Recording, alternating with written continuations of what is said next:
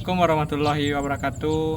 Perkenalkan, nama saya Rijalul Ansoriandra dengan NIM 25742031. Di sini kami akan pergi ke lubang tambang yaitu Sawah Luwung milik PTBA PT Bukit Asam yang berada di Nagari Ranti, Kecamatan Talawi.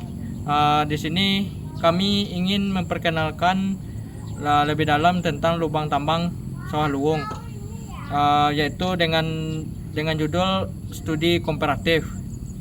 Sekian, mari kita let's go.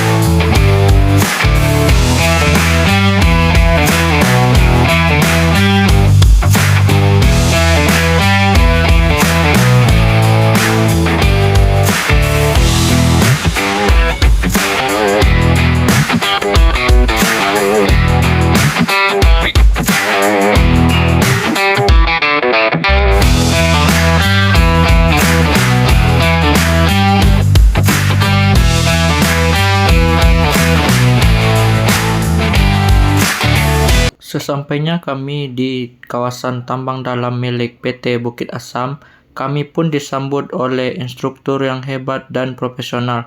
Sebelum kami melakukan briefing, kami melakukan sesi foto bersama di depan kantor tambang dalam PT Bukit Asam. Setelah kami berfoto bersama, kami dikumpulkan di sebuah aula kantor untuk melakukan briefing tentang larangan pada saat dalam lubang tambang nantinya. Dan instruktur menyampaikan sebelum masuk ke dalam lubang tambang kita wajib memakai helm, headlamp, dan sepatu safety agar pada saat kita di dalam tidak terjadi hal-hal yang tidak diinginkan.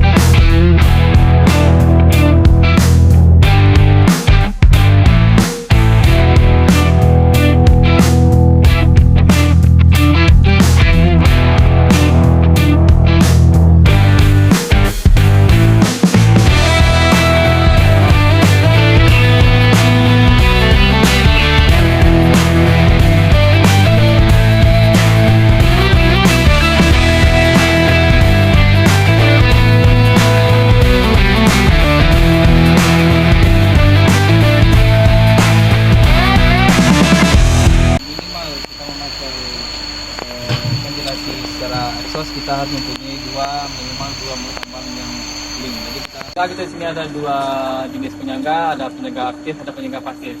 Penyangga pasif ini contohnya kita cat konkret lebih kurang 100 meter. Nanti kedepannya nanti ada lagi H-beam, ada lagi arcis, kombinasinya dengan kayu. Kalau penyangga aktif nanti ada power support yang contohnya ada di depan, terus ada hydraulic proof, terus ada root mold. Itu yang penyangga aktif. Nah, kalau untuk transportasi kita kalau ngangkut barang-barang penunjang opsional kita menggunakan lori. Di sini sama kita lihat ada rel, ini jalur transportasi kita menggunakan lori. Nanti ada alat tariknya, ada aspal, ada aspal 6,6 kW, ada aspal 13,5 kW, ada aspal Picross, banyak jenisnya. Kalau untuk hasil galian kita menggunakan bel conveyor. Bel conveyor kita ada 13 sambung mesin yang sampai keluar di stop yang kita ada di depan. Cuman sekarang sudah kita bongkar karena kita sudah tidak produksi lagi. Mungkin ketua umum itu sebelum masuk akan digunakan lampunya dan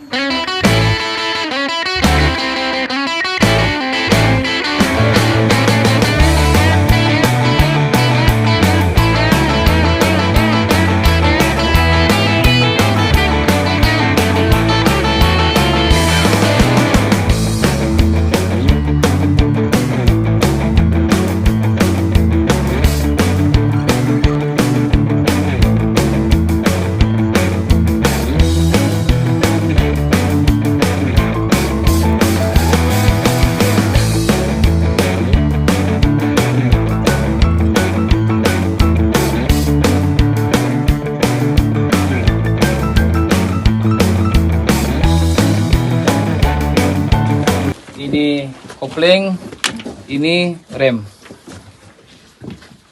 Untuk minimal pengoperasian ini harus 2 orang, 1 operator untuk menjalankan aspal, 1 lagi untuk penyusunan seling. Jadi ini ada tenaga 1 orang untuk penyusunan seling. Beda dengan English rope. Kalau English rope tidak ada, hanya cukup 1 orang. Namun begitu tetap ada pendamping dari si lori tersebut. Terus ini pas bottomnya, ini untuk menghidupkan dan mematikan alat kita ini. Ditarik, kita hidup, didorong ke atas, mati. Terus kita harus mendengarkan aba-aba nanti di atas lah, itu terlalu jauh itu ada pulkinya nanti ada untuk pemakaian cara dengar daringnya. Oke, ada lagi? Ya, kita lanjut. Ini jalur kita ini tengahnya namanya bore wheel. Ini bore wheel ini fungsinya untuk penuntun seling agar tetap di tengah rel tariknya. Terus contoh lori kita ada tuh di itu contoh lori kita. Lorinya kita kalau ngangkat kita 3 gandeng, 3 buah lori itu masih beroperasi. 3 gandeng, tarik sama alat ini. Nanti mungkin di luar ada contoh juga English rope. Dulunya kami mau pakai English rope. Kalau English rope itu kita seling kita continue, tidak terputus. Jadi seling kita itu putar balik terus. Kalau ini kan stafet. Kalau sistem ini sistem stafet. Kalau sistem yang English rope kita sistem continue. Nanti kita contohnya di luar nanti mesinnya. Kalau ini secara estafet. Ini Haspel 6,6 kW. Pak, ya. Ini ada 3 unit, makanya di sini ada 3 buah unit gitu. Ya. Jadi namanya Picross. Picross ini untuk daya tariknya 1 sampai 5 ton. Untuk diameter hoist slingnya ini bisa kita pakai sampai 22 inch. 16 sampai 22 inch. Kalau ini kita sekarang pakai 22 inch. Karena kita peruntukan kita di tanjakan. Nah, ini yang aspal 13,5 kW. Beda yang tadi kan. Polisinya sama. Ada dia 3 speed ya. Ada 3 kecepatan, ada pelan, menengah, ada yang hardnya. Ini ada 3 giga. Tapi kami cenderung pakai yang di pelan. Ini koplingnya. Nah, yang pelan tadi untuk pemakaian puter. Ini sama. Ini untuk A56-nya untuk menghidup dan mematikan mesin. Nah, kalau kita yang namanya tutor ini sangat perlu untuk daring.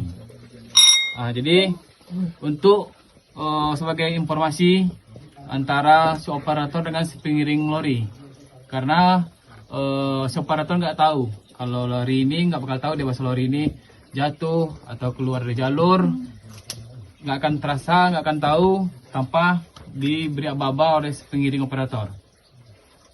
Jadi aturannya ada tuh, coba lihat, coba balik tuh. Nih, ini nih. 1 kali tarik, 2 kali naik, 3 kali turun, 4 halangan mesin, 5 halangan listrik.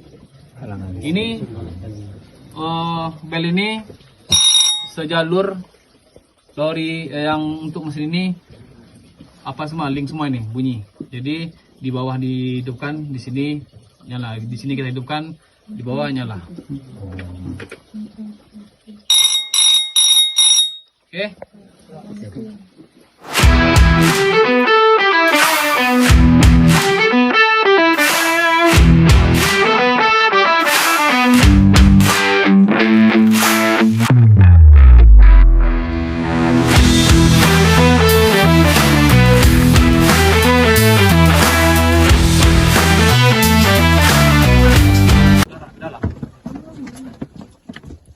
Mungkin udara itu dengan sendirinya berbelok dalam itu keluar. Enggak kan? Tanpa kita paksa dia ke dalam.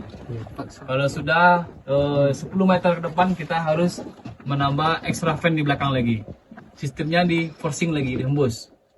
kita pasang extra fan di belakang itu, dihembus lagi. Kalau sudah di atas 10 meter jarak kita. Kalau ini masih dekat, masih tercukupi dengan memakai ducting secara manual saja. Nah ini contoh. Jadi di sini tambang kami di sini kan tambang peruntukannya memang kami utamakan pendidikan. Jadi kami di sini sudah ada buatkan 3 buah lubang galeri 1, galeri 2, galeri 3. Untuk sistem penambangannya sama secara room and pillar dengan metode blasting. Cuma yang membedakan penyangga. Kalau ini kita pakai penyangga Habim, di bawah arcis, di bawahnya lagi di galeri 3 itu pakai balok. Jadi di sini kalau kita blasting berarti kita pasti melakukan pengeboran. Jadi di sini ada jack leg namanya, ada 2 jenis. Ini Victor, penggeraknya dengan angin, disuplai udaranya di luar, kompresor. Kalau dulunya kami di jarak 6 kilo, mesin kompresor kami di dalam. Itu untuk tekanan udara cukup tinggi, 4 sampai 12 bar. Jadi ini kombinasinya cuma dengan angin. Kalau yang Furukawa ini jack legnya kombinasinya angin dengan air. Cuman cenderung yang Furukawa ini kita pakai di front batu. Kalau di front batu bara kita hanya menggunakan Victor. Nah kalau Victor ini minimal 3 orang untuk pengoresiannya. Ini contoh stampurnya. Kalau Furukawa bisa 1 orang untuk pengoresiannya. Dia mau pakai sistem hidrolik. Berarti nanti apa ya? Bergeser nanti Apanya? konveyernya Pak, biar konveyernya. Ya, Pak sampai situ ya. Jadi itu cara penambangannya kita secara blasting. Jadi dia ada 2 metode, ada secara rumah pilar, ada mekanis, puli mekanis. Kalau yang mekanisnya, yang puli mekanis kita memakai power support. Itu mesinnya lebih banyak lagi.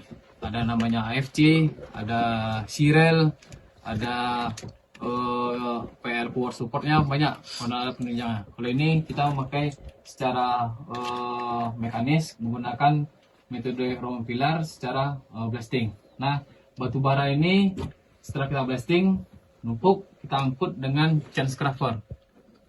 Ini namanya chain scraper atau chain small chain.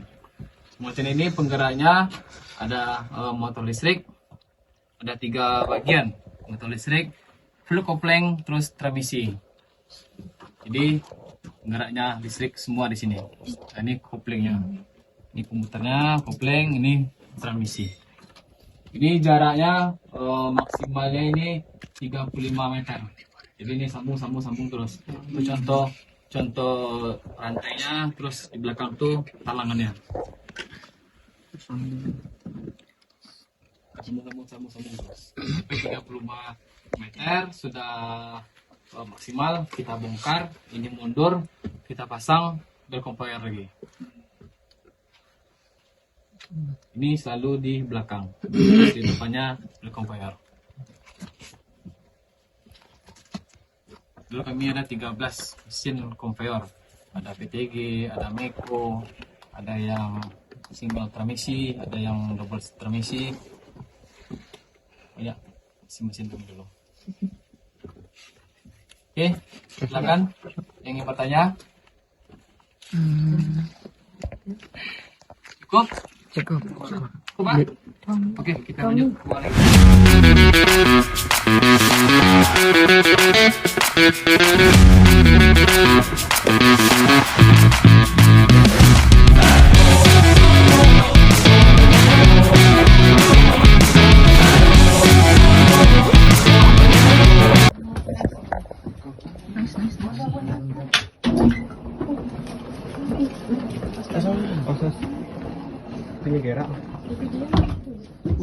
Video. Apa sih, Pan? Oh, sekian gak kelihatan. Video.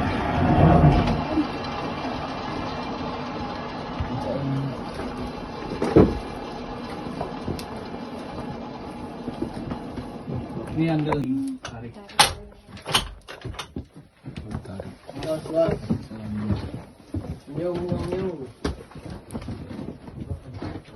Jadi sebelum kita operasikan, kita pastikan bagiannya dulu. Sampai naik ke bawah nih bunyinya nih. Jadi kita pastikan dulu baru ini kalau sebelum kita menarik. Kalau sudah ada balasan baru, kalau 2 kali baru kita tarik.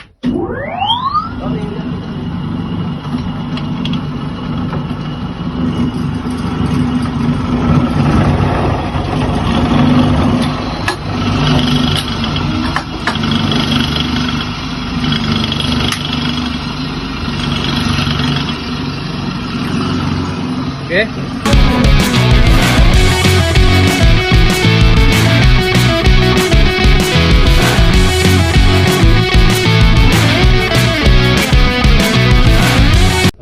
Cukup tipis, tebalannya 50 cm sampai 1 meter.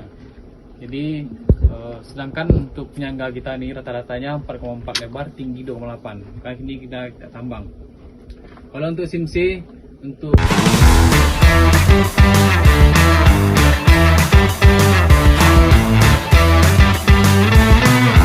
jadi penyangga sekarang kan sudah berbeda dari luar dia, bisa konkret. Sekarang penyangga kita penyangga artis yang setengah lingkaran. Yang lainnya sama artis, yang ini yang bersih yang setengah lingkaran ini, kombinasi dengan kayu. Jadi untuk penyangga ini selain Ini batu bara yang SIM C ini guys. Soalnya batu baranya sangat bagus.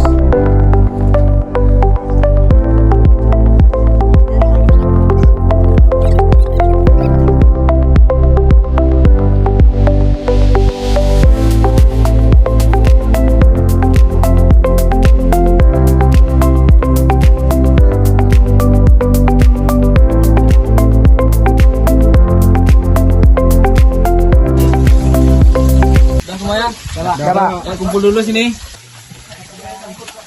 Ya. Nah, di sini mungkin sama-sama kita lihat ini namanya di dalam tambang open pit ataupun tambang dalam pasti cenderung berurusan dengan air, Pak ya. Biarpun open pit pasti ada serta air. Nah, ini contoh apabila kami terkendala 3 minggu tidak melakukan pengumpahan, tetap melakukan pengumpahan, cuman kami ada batas waktunya karena kami memakai genset pembangkitnya untuk supply listrik alam. Beda dengan PLN. Kalau PLN kita bisa maksimal kita pengumpahan, kalau genset kita ada batasnya karena untuk genset kita operasinya dalam 1 hari itu maksimalnya cuma 8 jam. Nah ini di bawahnya dulu sampling nih, sam. Kita di sini ada 2 sam 1, sam 2. Sam 1 kita kompakan ke sam 2. Ini di bawah ini lebih kurang dalam sam kita itu 4 meter, lebar 7 meter. Ada di bawah belokan itu. Kalau normalnya ini jauh luar nih. Aduh. Ini karena air tinggi aja kelihatannya. Nggak kelihatan dalamnya. Nah, ini pompa kita, di sini kita ada 2 pompa. Ada pompa manual, ada pompa yang otomatis. Kalau pompa otomatis ada 2 jenis, ada pompa flag, ada pompa ground force. Jadi kalau pompa otomatis itu kita memakai sistem dengan filter. Dengan ketinggian air. Jadi di ketinggian air sekian dia otomatis hidup. Kita masih menggunakan untuk di sini. Ini pompa manualnya. Cuman kita cenderung memakai pompa manual karena dia lebih banyak untuk pengisapan airnya. Kalau pompa manual ini ada 3 juga, ada Orion, ada pompa Ebara, ada pompa Z. Ini pompa Orion. Pompa Orion. Sebenarnya untuk sekarang ini kami hanya memakai pompa Orion karena pompa Sulzer, pompa Ebaranya sudah untuk cadangnya sudah dapat. Ini pompa Orion yang 18,5 kW untuk kekuatan daya hisapnya itu 1 sampai 2 liter per detik. Nih pompa Orion dengan estimasi jaraknya lebih kurang 200 meter. Kalau dia lebih jauh untuk daya hisapnya berkurang.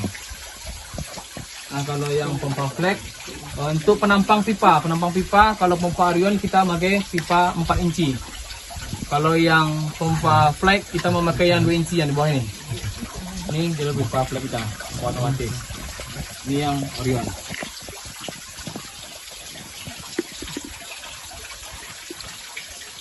Oke, di sini ada yang bertanya. Pak, berarti ini setelah 200 meter nanti akan ada pompa balik. Ya, stafet. Oh, berarti ada pompa di sana, Ya. berupa pompa juga atau penampungan juga, Pak? Sam 2, Pak. Penampungan. Yang saya bilang tadi kan kita ada 2 sam. Sam satunya di sini, Pak, di titik terendah di elevasi 157. Nanti kita lupakan ke sam 2. Lebih kurang 200 meter ada, Pak.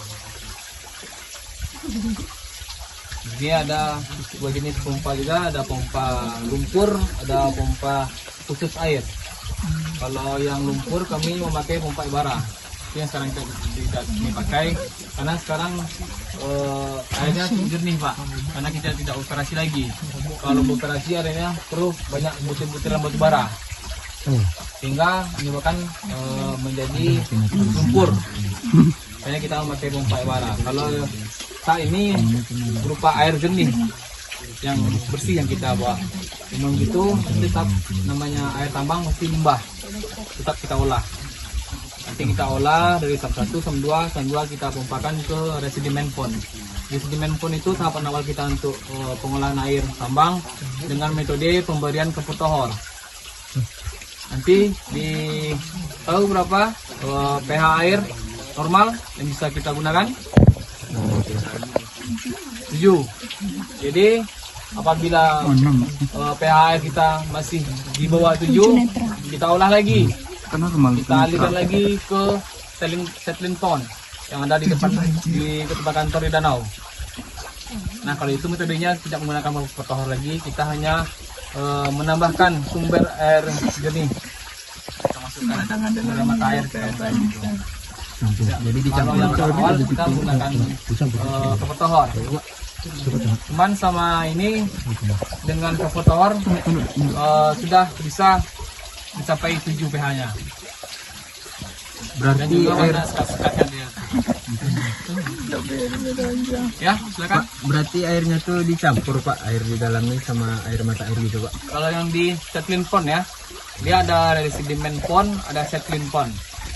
Kalau yang nanti di puncak nanti kita jumpai itu residimen pond. Di situ tahapan awal kita untuk pengolahan air kita beri ke potohor. Kalau pH-nya masih di bawah 7, kita alihkan lagi ke settling pond. Nah, itu baru pakai metode mata air bersih. Berarti keluarnya udah bersih airnya. Bersih, cuman catatannya tidak digunakan untuk konsumsi, hanya untuk pertanian. Nah, ada siapa di yang orang tua yang kerja di sini? Nah, dia lah bapak tuh yang kerja operator ini. 24 jam, 3 shift. Floater, Mam. Peneras, Mam. Jadi jarak antara pompa sam 1 dengan sam 2 nanti ada sekitar 300 meter ke atas. Cukup jauh. Dua orang, dua operator pompa. Walaupun 2 orang cuma jaraknya jauh. Jadi udah tahu ya bapaknya kerja di mana? Mana tadi? Mama. Jadi kalau seandainya kamu ngelawan sama orang tua, kamu rasanya Ingat aja sini. Ingat aja. Ingatnya bapak kamu kerja di sini. Iya. Siang malam. Biarpun airnya tinggi harus pompa terus. Ini kemarin ini karena listrik kita 3 minggu ini sudah mulai normal lagi. Kemarin air kita sampai ini batas ini. Oh my god. Oh. Jadi sistem kita geser. Kemarin pompa kita di sana, Pak. Jadi ini sudah turun, kita geser lagi. Ini masih ada 2 kali geser lagi, Pak. Ini lagi baru kita ambil. Terakhirnya di situ pompa kita. Cuman pompa celup, pompa otomatis kita tetap di dalam bak hitam. Oke, Coba, itu Pak. yuk.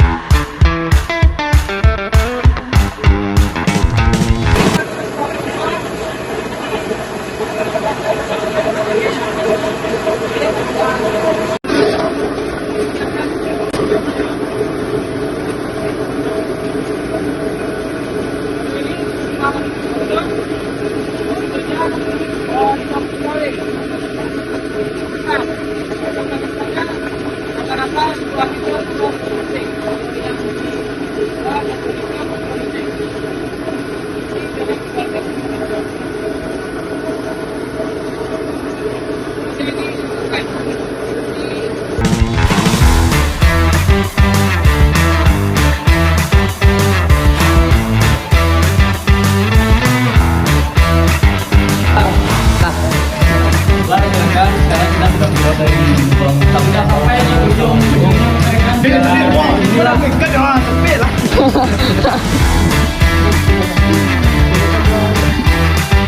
mekanis. Lapisan A, ini yang C. Ini yang hitam-hitam ini yang sudah habis kita ambil nih.